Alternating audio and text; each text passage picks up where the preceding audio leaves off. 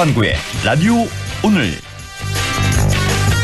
여러분 안녕하십니까, 허환구입니다. 오늘로 코로나19 유행이 국내에 상륙한 지 꼭 3년이 됐습니다. 지금까지 사망자는 3만 명, 공식 누적 확진자는 약 3천만 명으로 숨은 감염자까지 고려하면 국민의 70%를 넘어 3,700만 명이 감염됐을 것으로 추정됩니다. 이렇게 큰 피해 후에야 겨우 우리 사회는 코로나19 바이러스와 공존하는 일상회복의 문턱에 섰습니다. 만 3년이 된 오늘 중앙방역대책본부는 오는 30일부터 실내 마스크 착용 의무를 권고로 전환한다고 밝혔습니다. 다만 병원과 대중교통처럼 감염 취약시설은 제외돼서 실내 마스크 착용 의무가 유지되겠습니다. 올 설 명절 때부터 실내 마스크를 착용하지 않아도 되지 않을까 기대했지만 아무래도 설 명절은 이동인구가 많은 만큼 방역당국으로서도 부담이 됐던 것 같습니다. 실내 마스크 착용 의무 해제는 오는 30일부터입니다. 1월 20일 금요일 라디오 오늘 광고 듣고 시작합니다.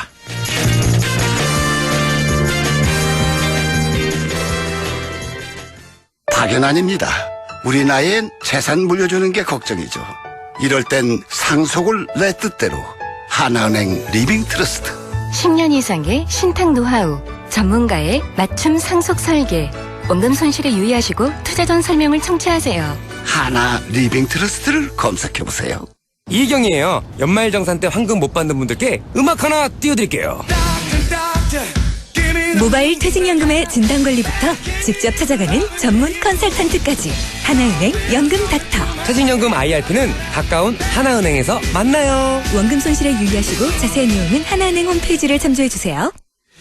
네, 라디오 오늘 금요일 순서 시작합니다. 일부 한 주간의 시사 이슈 진단해보는 최진봉의 시사 포커스 바로 만나보겠고요. 2부 이슈 오늘에서는 내일부터 설 명절 연휴가 시작되죠.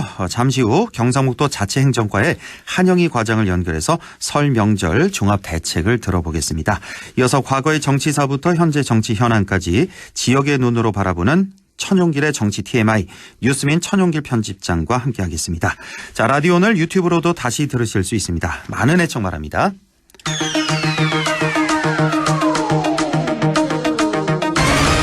네, 최진봉의 시사 포커스 시작합니다. 성공회대 최진봉 교수와 함께하죠. 교수님 안녕하십니까?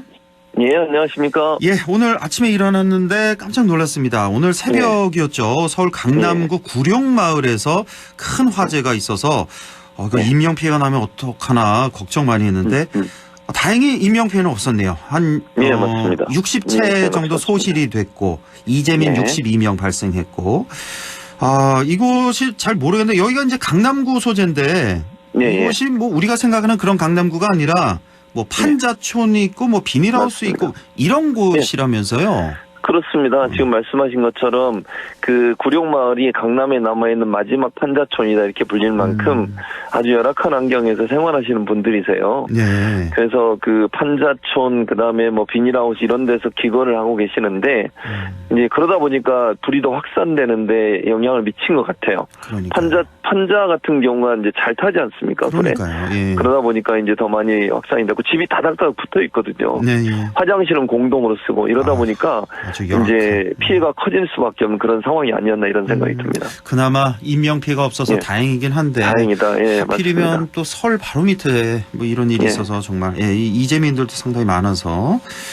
아유, 자, 그렇고요. 자, 국민의힘 전당대회 얘기를 좀 해보죠. 3월 8일 예정돼 있는데 온갖 탄압을 받고 있는 나경원 전 의원. 자, 뭐 그동안 얘기 많이 했으니까요. 당대표 출마할까 안 할까 뭐 전문가들도 상당히 분분합니다. 의견이. 우리 최진봉 교수님은 어떻게 생각하세요? 저는 현재까지는 안 나갈 것 같습니다. 아, 그래요? 제 판단은. 의외로 안 나간다는 사람이 많네요. 저는 나갈 것 같거든요. 제가 나경원 의원이라면.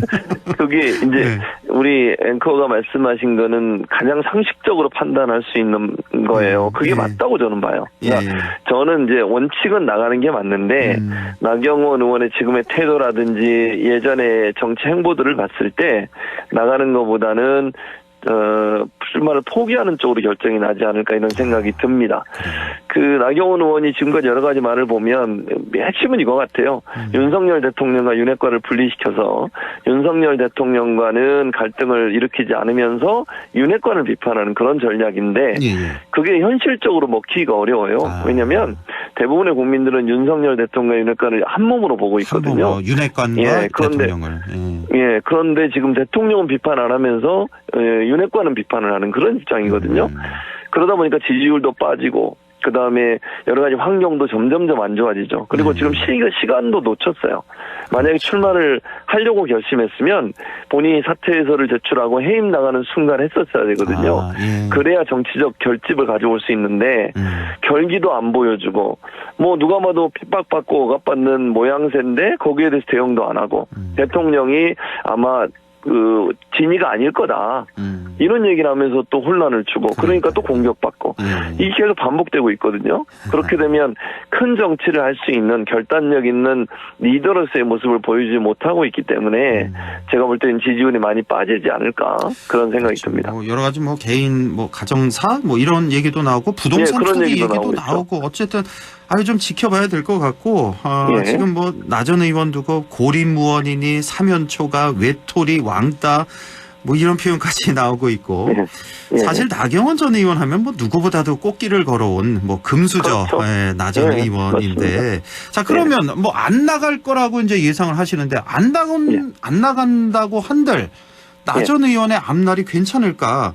아니 앞으로 어떻게 이 상황을 헤쳐나가야 될까요? 나 전 의원 입장에서. 저는 이번에 출마를 안 하게 되면 제가 볼 때 정치적으로 큰 위기를 맞을 것 같습니다. 그러니까 나경원 의원이 어쨌든 다선 의원이고 중진급에 포함되지 않습니까? 그런데 이런 이제 어려운 환경에서 결기를 보이면서 나름대로의 큰 정치를 하려는 시도를 하면 일정 부분 국민들의 지지를 받을 텐데 그런 모습보다는 피하는 모습을 보이고 자꾸 회피하려는 모습을 보이게 되면 큰 정치를 하는 데는 상당히 큰 부담이 되죠. 그래서 실망감이 커질 거라고 저는 보고요. 그렇죠. 또 하나는 그러면 지금 여러 가지 논란이 되는 게 물론 아직 시작은 안 됐습니다만 나경원 전원과 관련해서 시민사회단체가 14건을 고발을 했었어요. 근데 14건이나요? 예, 14건입니다. 건수로 보면 가족 관련된 뭐 자녀 관련된 이런 문제가 있고요. 그런데 경찰에서 무혐의 불송치를 했거든요. 근데 언제든지 원하면 검찰은 다시 들여다볼 수 있습니다. 그런 사건은. 지금 뭐 이재명 대표에 대해서도 경찰이 불송치한 거 검찰이 다시 수사를 하고 있잖아요. 그런 상황이 되지 말라는 법도 없다. 그래서 이제 뭐 저는 개인적으로 이런 생각은 들어요. 나경원 전 의원이 만약에 출마를 안 한다고 하면 안 한다고 결심을 하면 대통령실과 어느 정도 교감 좀 하지 않을까. 그러니까 예를 들면 이제 본인의 진위가 왜곡됐다 뭐 이렇게 얘기하면서 더 이상의 이제 대통령실이나 검찰 쪽에서의 어떤 그 문제 제기가 없도록 하는 쪽으로 협상을 하지 않을까 개인적으로 그렇게 전망이 됩니다. 그것까지만 하면 좀 불만족스럽지 않을까요? 나 전 의원이 지금 뭐 이렇게나 큰 어려움을 겪었는데 아니면 다음을 좀 뭐 기약을 받는다, 약속을 받는다든지 뭐 다음 총선? 그럴 수도 있는데 저는 그게 쉽지 않을 겁니다. 저는 그렇게 보고요.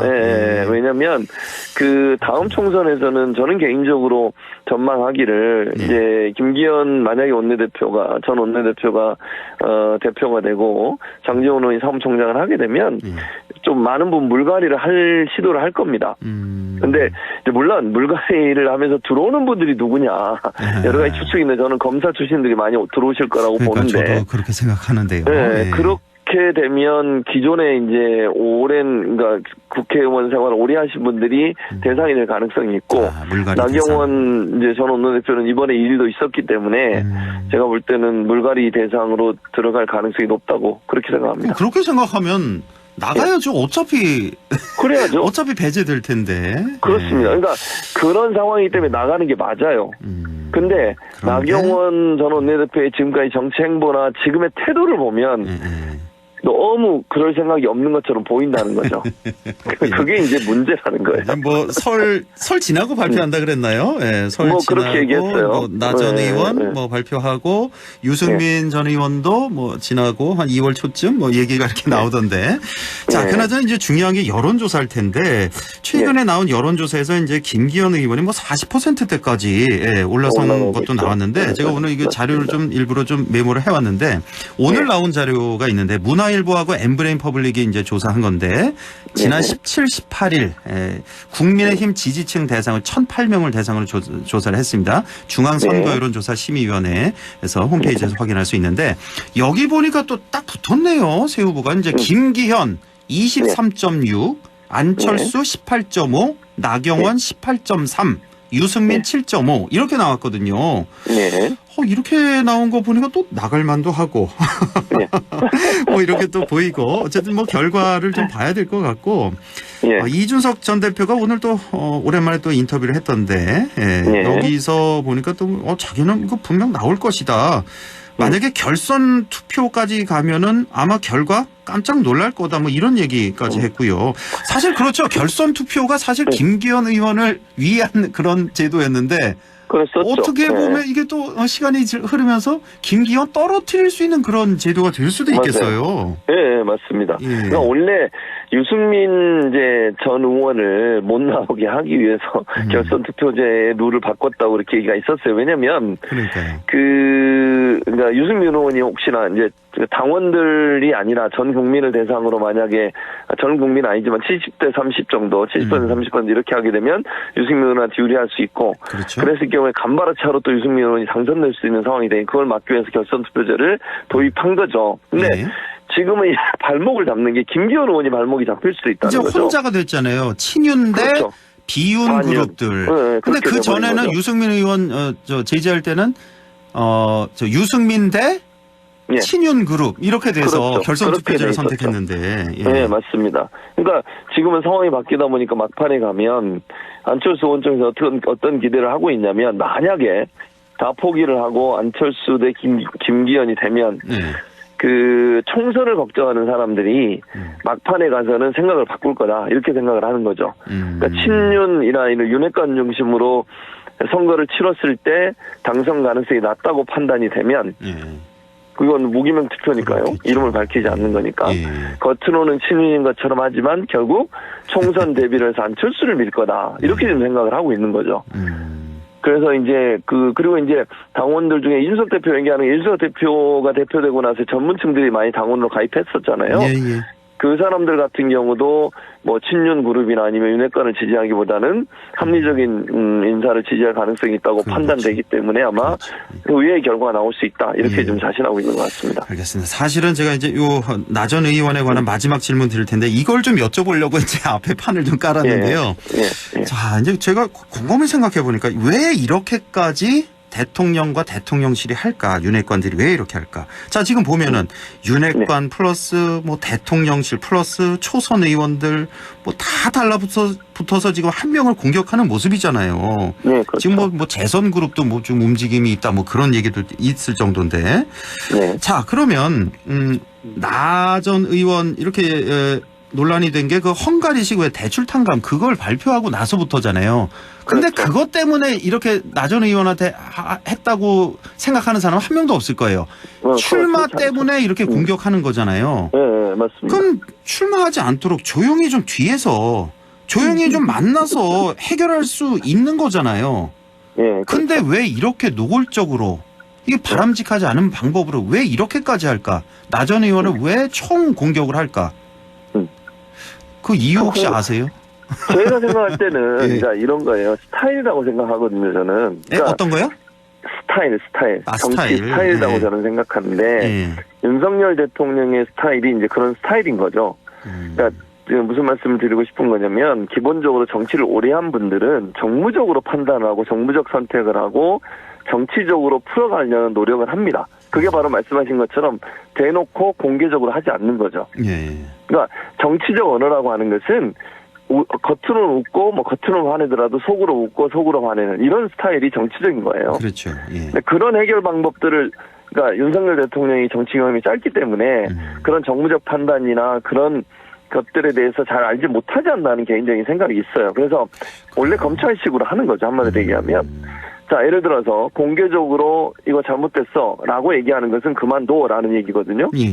그러니까 출마하지 마 라는 얘기인데 나경원 원내대표 그럼 빨리 알아듣고 접으면 문제가 없었어요. 그렇죠. 그리고 나서. 예. 근데 그게 아니라 그래서 난 나갈 거야. 여지를 자꾸 두잖아요. 네. 그러니까 또 공개적으로 공격을 하는 거죠. 스타일, 대통령 이게 스타일이다. 정치적인 언어가 아니라 검찰식 언어의 표현이었다. 저는 그렇게 보는 거죠. 이렇게 알겠습니다. 자, 이재명 대표 이제 검찰 2차 소환에 임하겠다. 28일 토요일 10시 반에 나가겠다. 이렇게 밝혔는데요. 전체적으로 짧게 한 말씀만 좀 들을게요. 2차 소환 뭐 어떻게 보셨는지요? 저는 2차 소환을 그렇게 결정한 것은 빌미를 주지 않기 위한 거라고 생각을 해요. 만약에요. 지금 추석 설이죠. 설날 밥상 민심에 무슨 얘기가 나올까 주로. 뭐 뻔한 얘기예요. 자, 윤석열 대통령이 이란 적으로 규정한 발언, 그다음에 지금 뭐 그 당내 경선 갈등, 그리고 민주당 같은 경우 이재명 대표 관련된 거 이런 게 나오지 않겠습니까? 그 내용이. 근데 만약에 출석을 하겠다고 밝히지 않으면 여당은 어떻게 공격을 하겠습니까? 방탄국회다. 수사 똑바로 안 받는다. 뭐가 캥기는 게 있으니까 안 나오는 거 아니냐. 이런 프레임을 계속 공격을 할 겁니다. 그런데 일단 나간다고 하니까 그런 얘기가 싹 들어갔어요. 방탄국회란 말 안 하잖아요, 지금. 그다음에 뭐 수사 피하려고 하는 거 아니냐. 뭐 왜 피하느냐. 이런 얘기 전혀 없습니다, 지금. 그러니까 정면 돌파를 선택한 것은 결국 그런 프레임에 말려들지 않겠다는 것이고, 또 하나의 이제 이재명 대표 입장에서 보면 나는 당당하다. 나는 죄진 게 없기 때문에 수사 받겠다. 내가 뭐 잘못한 게 있으면 피하겠지만 피할 이유가 없다. 그리고 또 하나는 그러면서 했던 말이 이거잖아요. 나는 변호사하고 둘이만 갈 테니까 의원들은 일하세요. 라고 얘기했어요. 지난번에 그 문제 가지고 민주당이 뭐 국회의원들을 동원해가지고 뭐 무력 시위를 했다는 등 뭐 이런 얘기를 했잖아요. 그것도 선을 딱 긋는 거예요. 근데 제가 볼 때는 국회의원들 갈 겁니다. 아, 그래요? 그렇게 얘기했어도. 개인 자격으로. 많이 갈 거예요. 저는 그렇게 보고요. 변호사만 단둘이 간다고. 아니 본인은 그렇게 얘기하는데 아니 자기가 국회의원 개인이 내가 가겠다고 하는데 그걸 말릴 수는 없어요. 그렇군요. 그래서 아마 갈 거라고 저는 보고 이제 그렇게 소위 설 앞두고서 여러 가지 논란이 되는 사안을 만들어서 본인을 공격하는 그런 프레임에 걸려들지 않겠다고 하는 그런 어떤 그 전략적인 선택이 아니었나는 생각이 듭니다. 이란 얘기도 잠깐만 좀 해보죠. UAE의 적은 이란. 이 발언에 대한 후폭풍 가시지 않고 있습니다. 자, 지금 뭐 양국 대사를 각 나라에서 이제 초치를 해서 이란은 항의를 했고요. 대사에게, 우리 대사에게. 우리는 또 이란 대사에게 또 해명을 했는데 뭐 이란이 이렇게 보면은 이게 호락호락 이렇게 넘어갈 것 같지는 않네요. 상당히 문제를 삼고 있는데 자, 이 해법 이걸 어떻게 풀어 나가야 될까요? 이 문제를. 저는 윤석열 대통령이 유감 표명을 해야 한다고 봐요. 자, 명시적으로 이런 거잖아요. 지금 현재 나온 해명은 장병들 격리한 자에서 나왔다는 얘기예요. 이란 측에서 오해했다 뭐 이런 식이잖아요. 근데 그게 오해의 소지가 있나요? 자, 이란은 UAE의 적이다. 이 말을 한 거잖아요. 안 한 건 아니잖아요. 근데 무슨 오해의 소지가 있는 거죠? 자, 이란 입장에서 뭐라고 해명하라는 거예요. 왜 그런 말을 했는지. 그리고 이란이 얘기하는 것은 이란과 UAE가 지금 대사급 관계에 개설을 하면서 상당히 가까워지고 있거든요. 우호 관계가 형성이 되고 최대 교역국이에요, 두 나라가. 이런 상황에서 윤석열 대통령의 그 말이 결국 두 나라의 관계에 상당히 악영향을 미칠 수 있는 요소가 있기 때문에 왜 그런 말을 했는지 해명 똑바로 하라는 건데 해명 얘기가 장병들 격려하러 가서 한 말이지 외교에 관련된 말이 아니다. 근데 그 말을 그대로 전하는 그 말 자체만 들으면 그 말이 이해가 안 돼요, 지금 해명 자체가. 그래서 저는 이 문제는 이렇게 얘기를 해야 되겠죠. 대통령이 이란을 뭐 공개적으로 말씀하든 아니면 누구 특사를 보내든 이란 정부 측의 입장을 전달해야 돼요. 이거 너무 이제 그 당시에는 그런 의도로 얘기한 건 아니지만 어떤 그런 발언을 통해서 양국 간의 관계에 영향을 미치게 된 것을 대단히 유감스럽게 생각하고 사과드린다라든지 양해를 구할 수 있는 저는 행동이 필요하다고 봅니다. 직접적으로. 그렇지 않으면 제가 볼 때 이란은 계속 이 문제를 삼을 거예요. 근데 이란 같은 경우에는 전 세계 4위 석유 매장 국가고요. 우리가 석유를 수입하고 있지 않습니까? 호르무즈 해협 같은 경우에는 이란이 지금 통제를 하고 있기 때문에 어떤 빌미로 또 우리 유조선이나 우리 상선을 억류할 가능성도 있어요. 지난번에 한번 그랬지 않습니까? 그다음에 한류의 중심지입니다. 거기가. 그렇습니다. K-팝, K-드라마가 이란에서 엄청난 인기를 누리고 있어요. 예. 그거 한한령처럼 지난번 중국의 한한령처럼 아예 못 들어오게 할 수도 있어요. 이런 여러 가지 상황을 봤을 때 경제적으로 상당히 큰 타격을 받을 수 있기 때문에 예. 빠른 시일 안에 이걸 마무리 짓지 않으면 점점점 문제가 확산될 거다. 대통령이 저는 공식적으로 유감 발표를 하는 게 필요하다고 봅니다. 이게 이제 정석이다 이런 말씀이시네요. 그러니까 해외 순방 때마다 항상 이제 문제가 좀 한두 건씩 건건이 불 꺼졌기 때문에 그러니까요. 이번에만큼은 좀 잘 다녀오셨으면 하고 국민들이 다 바라셨는데 그 해외 순방 때마다 대통령 본인의 언행으로 문제가 불거지고 또 주위에 또 참모들을 수습하기에 바쁘고 네. 이게 이제 되풀이되고 있는 이 대통령 맞아요. 이 외교 리스크란 말이에요. 이제 어떻게 이제 국민들이 대통령을 걱정하게 되는 이 현실이 참 안타깝습니다. 예, 자 지금까지 성공회대 최진봉 교수와 함께했습니다. 고맙습니다. 예, 감사합니다. 예, 라디오 오늘 잠시 후 2부에서 뵙겠습니다.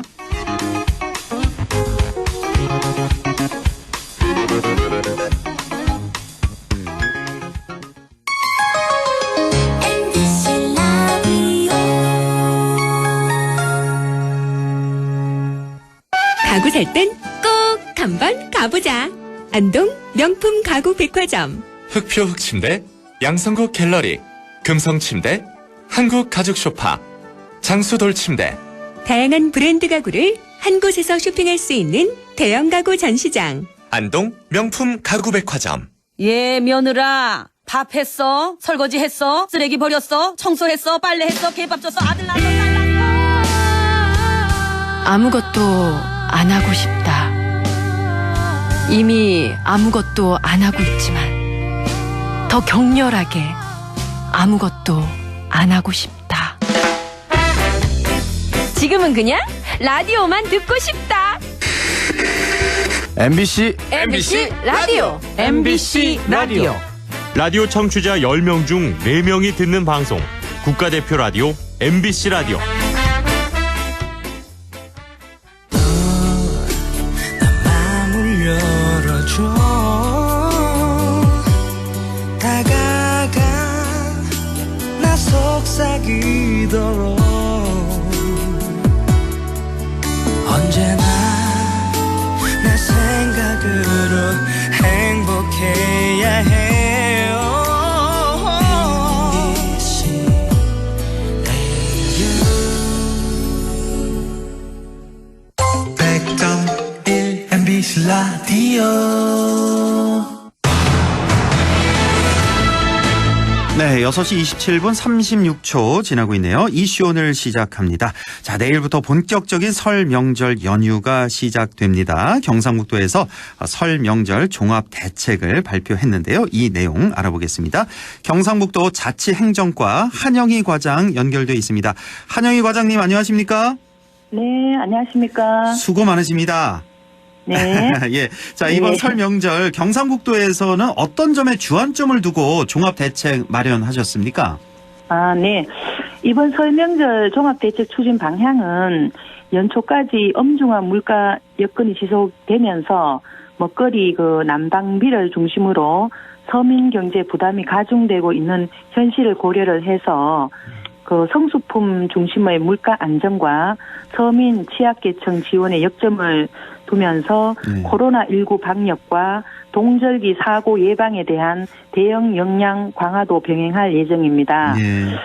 예, 고물가 고금리 여건 속 민생 안정 추진으로 도민과 기성객이 풍요롭고 든든하게 명절을 보낼 수 있도록 민생 경제 살리기 대책, 방역 안전 대책, 안전 취약계층 지원 대책, 생활 불편 해소 대책 4대 분야 12개 대책 추진에 전 행정력을 집중할 계획입니다.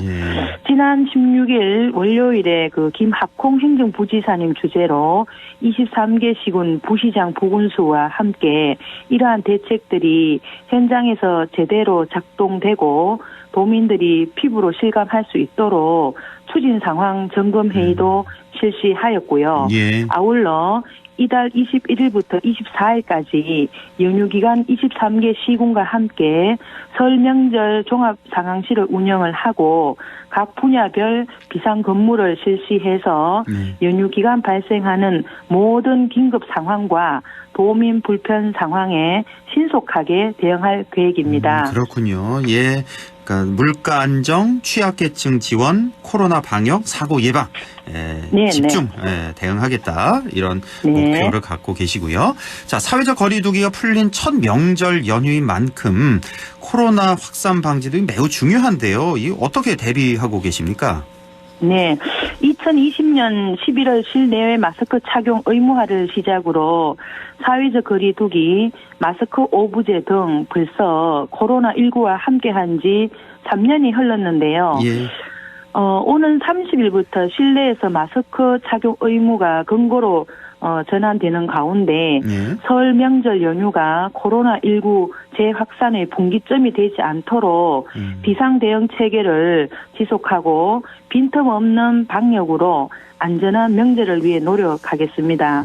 또 선별 진료소 47개소 1일 26개 반 52명씩 감염병 비상 방역 대책반 운영, 다중 이용 시설과 감염 취약 시설을 선제적으로 방역을 해서 코로나19로부터 경상북도를 지켜나가겠습니다. 네, 최근에 코로나 확진자 점점 감소 추세에 있어서 상당히 다행이고 말씀하신 대로 이제 1월 30일부터 열흘 후부터 월요일입니다. 그때부터는 이제 의무에서 실내 마스크 의무에서 권고로 바뀐다는 점 말씀드리고요. 자, 그리고 무엇보다 이제 길이 많이 막히지 않을까. 우리 지역도 꽤 막히더라고요. 명절 때. 자, 다양한 교통 관련 대책도 세우셨죠? 네. 이번 설은 연휴 기간이 짧고 사회적 거리두기 없이 지내는 명절이라 심각한 그 교통 체증이 우려가 되는데요. 도 및 시군 24개 반으로 구성된 특별교통대책 상황실을 운영을 해서 대중교통 수송 상황, 교통사고 발생 시에 긴급 대응 및 수습 복구에 최선을 다할 계획이고요.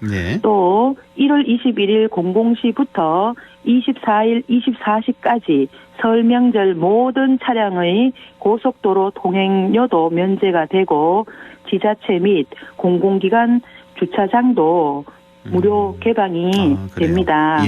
그리고 원활한 귀성객 수송을 위해 시외버스 배차 시간을 늘리는 등 시외버스 임시 정해 운행을 하고 상습, 결빙 구간 사전 제설과 주요 교통정체 구간 우회도로 국외소를 지정 운영하여 교통수송 대책도 만전을 기할 예정입니다. 네, 명절에는 병원이나 약국이 이제 쉬는 경우가 많은데요. 응급 환자가 발생했을 때 가정에서 어떻게 대처해야 할까요? 네네. 경상북도에서는 연휴 기간 의료 공백 방지와 응급 환자 발생에 대비해서 응급의료기관, 응급의료시설 38개소를 운영해 24시간 비상진료 대응 체계를 마련하고 닥터 헬기 등 응급 환자 긴급 이송 체계를 마련해 두고 있는데요. 연휴 기간 동안 문을 여는 병의원과 휴일 지킴이 약국을 시군별로 지정 운영해서 도민들이 불편함이 없도록 하겠습니다. 또 응급의료 관련 지도 상담과 연휴 기간 문 여는 병원 및 약국에 대한 정보는 129 보건복지상담센터, 119 안전신고센터, 시군 보건소 홈페이지와 응급의료 정보 제공 앱을 통해서 확인하실 수 있겠습니다. 그렇군요. 예, 명절 기간 동안 문 여는 병원, 약국 어딘지 129번 아니면 119번 하셔도 되고 다 됩니다. 119, 129 하셔도 되고 시군 보건소 홈페이지 보셔도 되겠고요. 자, 아까 물가 안정 말씀을 해주셨는데 최근에 물가가 많이 올랐다면서 걱정하는 분들 많으십니다. 명절 앞두고. 그렇죠. 예, 물가 관리 어떻게 하고 계십니까? 네. 글로벌 통화 긴축, 또 우크라이나 사태 장기화, 또 에너지 수급 차질이 지속되면서 그 어느 때보다 민생 여건의 어려움이 큽니다. 따라서 침체된 지역 경제를 조금이나마 회복하기 위해서 민생 살리기 대책을 꾸준히 추진을 하고 있는데요. 우선 최근 비대면 소비 트렌드에 맞춰서 쿠팡, 쿠팡, 위메프 등 대형 온라인 쇼핑몰을 통해 1,500여 개 도내 기업이 참여하는 경북 세일 페스타 온라인 기획전과 사회적 경제 설 명절 바이 소셜 프로모션을 실시하고 네. 중소기업에는 1,200억 원 규모의 운전 자금을 지원을 해서 명절 전후 자금난을 해소하고자 합니다. 네. 또한 명절 계기 농축수산물 소비 촉진을 위해서 설맞이 농특산물 특별 판매전, 또 사이소 설맞이 특판 행사 등 온라인, 오프라인 등 가용한 모든 채널을 동원을 해서 판매를 지원을 하고 농어가의 경영 안전을 돕고 있습니다. 예. 또 아울러서 도청과 시군청, 공공기관 등에서 공사 물품 대금을 법정 기한보다 조기에 지급하고 한 걸음 더 들어가서 지급된 대금이 실제 근로자와 하청업체에 적기에 지급되는지 중점 모니터링도 하였습니다. 예. 이와 함께 설 성수품을 중심으로 서민 생활 물가를 관리하고 농축수산물의 적절한 출하 조절과 가격 안정에도 힘을 썼습니다. 네, 이렇게 물가 안정 대책 세워놓고 계시고요. 자, 경상북도 자치행정과 한영희 과장과 함께하고 있는데 과장님 음성이 참 좋으시네요. 발음도 아주 정확하시고 귀에 쏙쏙 들어옵니다. 말씀이. 예, 감사합니다. 네, 감사합니다. 네, 예. 자, 그리고 또 우리 어려운 이웃에게 설 명절 더 힘든 시기일 수도 있지 않겠습니까, 과장님? 네. 네. 자, 이분들을 위한 대책 어떤 게 있습니까? 네. 경북도에서는 코로나19 장기화에 따라서 피해가 예상되는 휴폐업자, 실직자, 또 저소득 가구, 독거 장애인 가구 등 취약계층을 대상으로 복지사각지대 일제 점검을 통해서 위기 가구를 발굴을 해서 긴급 생계 지원, 민간 자원 연계 등 공적 지원을 강화하고 있는데요. 네, 명절을 맞아서 노인, 장애인, 아동 등이 입소한 도내 사회복지시설에 대한 입문품을 전달을 하고 또 연휴기간 결식 우려 아동에 대해서도 시군 및 지역 아동센터를 통해 안정적인 급식을 지원하는 등 소외된 이웃이 없도록 면밀히 살피고 있습니다. 예, 중요합니다. 예.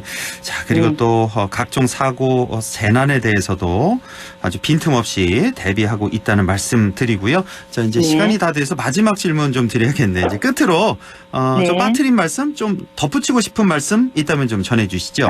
예. 네, 도민 여러분, 민족 최대 명절인 설 연휴가 내일로 다가왔지만 아직까지 함께하는 코로나19와 지역 경기 침체로 많이 힘드실 것으로 생각이 듭니다.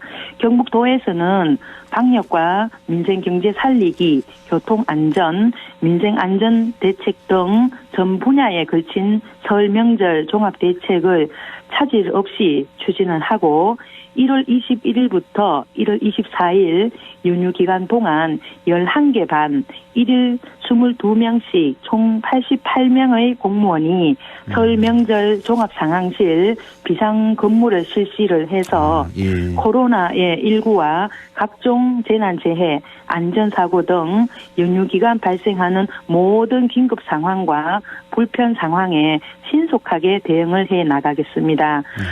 공직자의 수고와 도민들 근심은 반비례한다는 마음가짐으로 현장에서 명절 종합 대책들이 차질 없이 추진될 수 있도록 최선을 다하겠다는 말씀을 드립니다. 네, 따뜻한 설 명절 보내시기를 바라겠습니다. 아이고, 예, 이렇게 말씀드리니까 참 든든하네요. 경상북도에서 이렇게 애쓰고 계시네요. 네, 오늘 말씀 잘 들었고요. 과장님 그 설 연휴 잘 보내세요. 고맙습니다. 예, 감사합니다. 예, 지금까지 경상북도 자치행정과 한영희 과장이었습니다.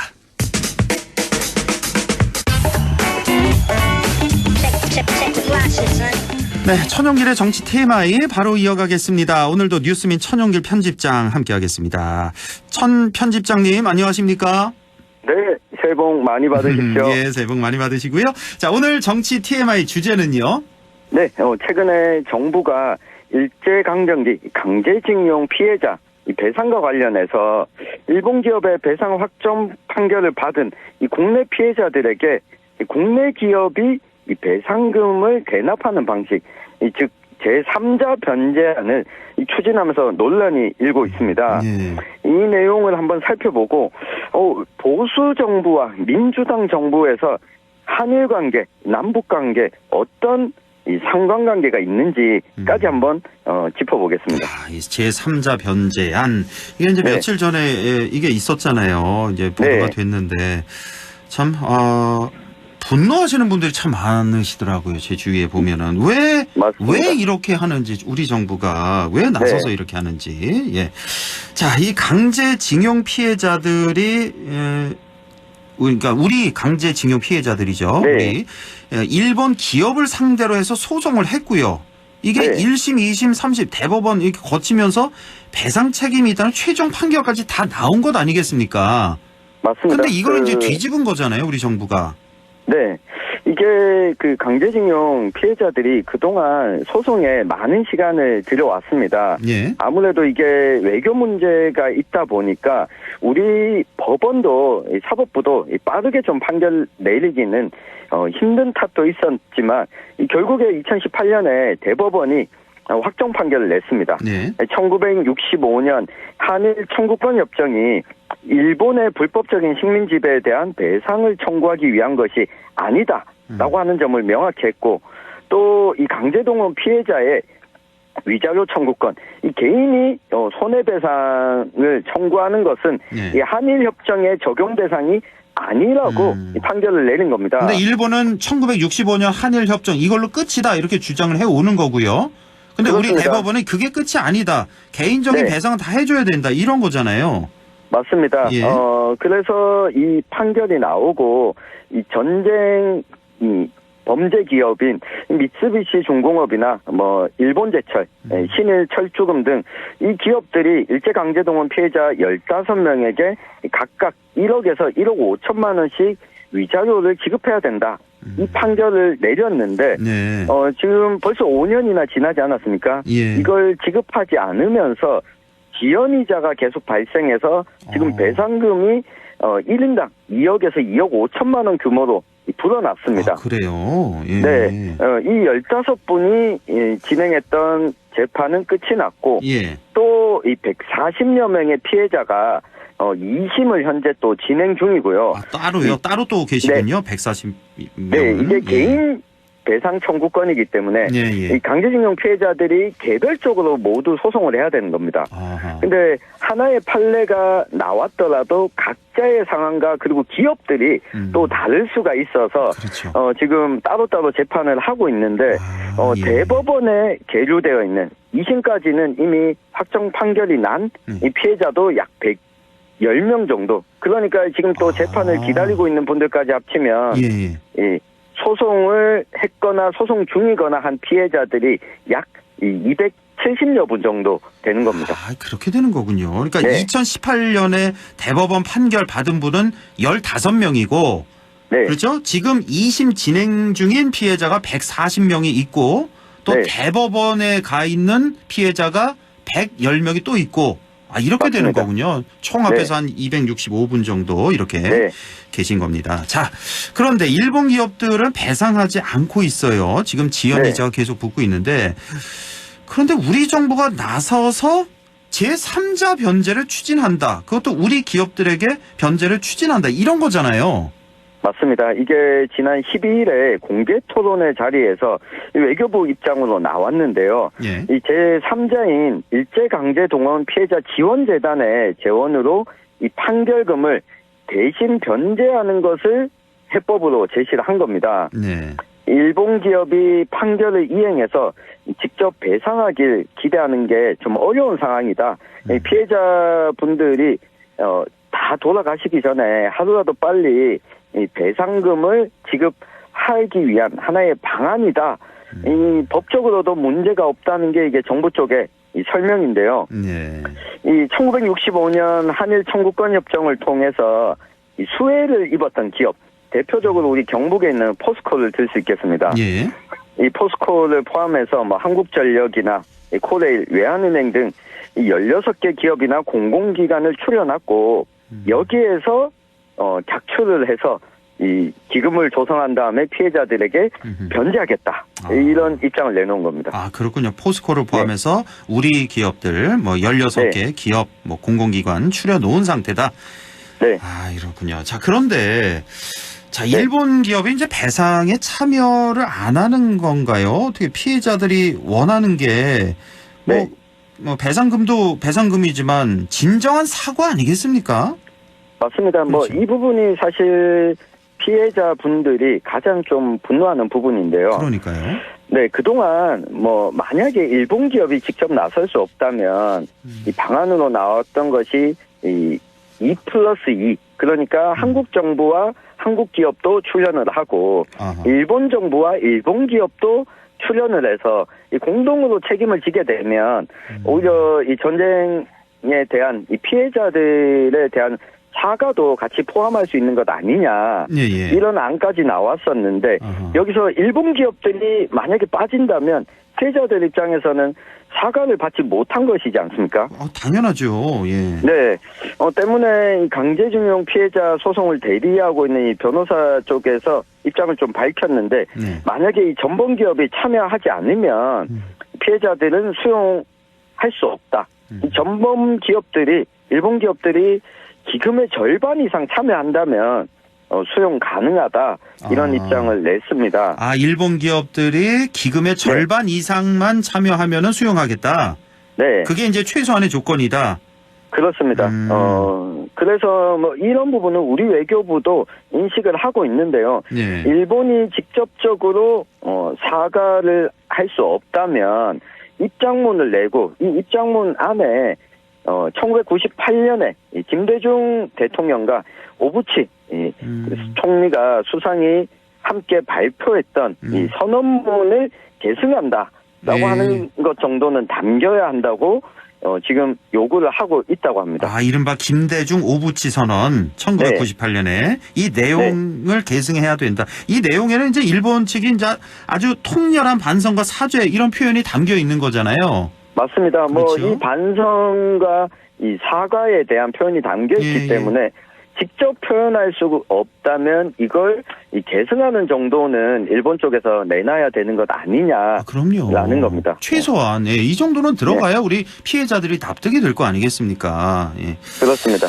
자, 우리 시민단체에서도 지금 우리 외교부에 항의를 많이 하고 있다고요? 맞습니다. 이 일제 강제징용뿐만 아니라 뭐 위안부 피해자 소송을 좀 맡아왔던 제가 대한변협 일제 피해자 인권 특별위원장에게 좀 의견을 물어봤습니다. 이게 세 가지 문제가 있다. 일본 기업의 채무를 왜 우리 정부가 소멸시켜주냐. 라고 하는 게 가장 큰 비판의 지점이었고요. 또 이게 판결받은 당사자에 대한 가해 행위다. 이 당사자들이 내놓은 안도 아니고 소통하지 않았는데 이렇게 일본과의 화해를 후다닥 해서는 안 된다라고 하는 겁니다. 게다가 일본 제철 전범기업으로 지목됐던 강제징용 가해 기업도 일본의 법정에서도 화해 의사가 있다. 우리가 사과한다. 라고 한 적이 있었는데. 아, 일본 제철에서요? 그렇습니다. 당시 재판 중에는 그런 입장을 밝혔는데, 일본 정부가, 거기에 대해서 전향적인 입장을 내지 않으면서, 일본 기업들도 움직이지 못하고 있거든요. 네. 그래서 한국에서 판결이 나온 데다가, 심지어, 포스코는 이 일본 제철에 주식도 가지고 있습니다. 그러면 일본 제철에 대해서 주주인 포스코가 주주로서 충분히 요구할 수 있음에도 불구하고 이런 노력들을 진행하지 않다가 왜 이렇게 정부가 나서냐 이런 비판을 하고 있습니다. 아, 이런 내막이 있었군요. 일본 제철에서는 이제 뭐 사과하고 또 배상할 그런 의향이 있었는데 일본 정부가 막은 것이고. 그렇습니다. 이렇게 된 거군요. 자, 법원이 이제 판결을 했는데 우리 대법원이 최종 판결을 했는데 일본 정부도 아니고 우리 정부가 이렇게까지 먼저 나서서 일본에 대해서 저자세로 나서는 이유. 그 이유를 저는 이해를 못 하겠거든요. 도대체 뭘 얻으려고 이렇게까지 우리 정부가 할까? 그 답을 좀 아십니까? 네, 뭐 저도 이게 외교 문제다 보니까 추정할 수밖에 없는데요. 네. 대략적으로는 답은 나온 것 같습니다. 지금 일본군 위안부 피해자 재단 설립 논란이 있었던 당시도 그렇고 지금도 그렇고 미국과 중국 간의 대립에서 미국 쪽에서 한미일 군사동맹을 좀 강화해야 된다. 이런 분위기로 가는데 한국과 미국과 일본 사이는 크게 나쁘지 않는데 한국과 일본과의 이 과거사 문제가 제대로 정리되지 않다 보니까 이 동맹에 있어서도 조금은 이 속도가 나지 않는다는 겁니다. 때문에 이 군사 협력 등 다른 현안을 풀려고 이 단계를 거치는 것 아니냐 이런 좀 추정을 할 수 있겠습니다. 이해가 저는 안 가는데요. 한미일 군사 동맹을 강화하기 위해서 이렇게까지 우리 정부가 한다. 네. 일본 정부가 노력을 해야죠. 그렇습니다. 이게 이런 측면도 있었습니다. 김대중 오부치 선언 앞서 언급을 했지만 당시 일본 문화 개방을 한 게 김대중 정부 시절이었거든요. 예. 그 반면에 박근혜 정부 시절에는 일본군 위안부 피해자 문제를 재단으로 이번과 같이 재단 출연으로 해결하려다가 비판을 또 많이 받았잖아요. 그렇습니다. 할머님들 많이 화가 나셨죠 그때. 네.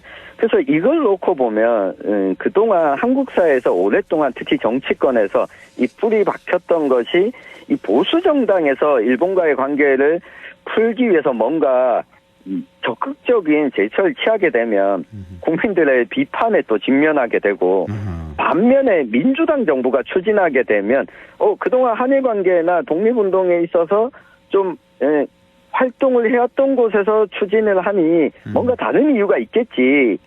국민 여론도 조금은 누그러뜨는 모양새가 있어서 지금 윤석열 정부가 이렇게 추진하는 것이 사실 국민들 여론의 반발을 많이 받을 수밖에 없는 상황입니다. 그렇네요. 오히려 진보 정권에서 한일 관계는 결론적으로는 더 나았다 이런 얘기군요. 그렇습니다. 남북 관계는 어떻습니까?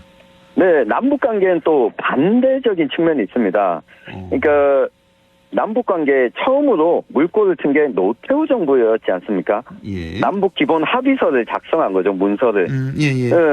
그 전으로 또 거슬러 올라가도 남북 공동성명을 처음 발표한 게 박정희 정권 시절이었습니다.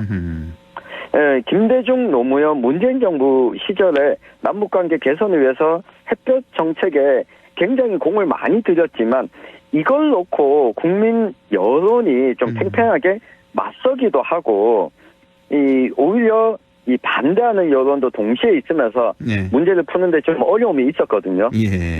이런 걸 보면 이 보수 정부에서 남북 관계 풀기는 좀 더 수월하고 진보 정부에서 한일 관계를 푸는 것이 조금 더 수월했다라고 하는 면을 우리가 좀 확인할 수 있었습니다. 그거 참 재밌네요. 오히려 그 반대일 것 같은데.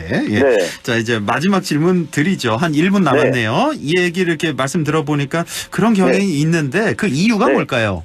네, 결국에는 이 국민들의 여론인데요. 외교에 있어서 여론이라고 하는 게 상당히 무시할 수가 없습니다. 뭔가 추진하려고 해도 국민적 여론에 반대가 있으니까 우리는 이 정도까지는 좀 못합니다 라고 하다 보면 이걸 협상 카드로 쓸 수 있기도 합니다. 실제 노무현 정부 시절에 이라크 파병 때 노무현 대통령이 후에 해고록으로 밝혔듯이 국민들의 반대가 있었기 때문에 전투부대를 파병하지 않을 수 있었다.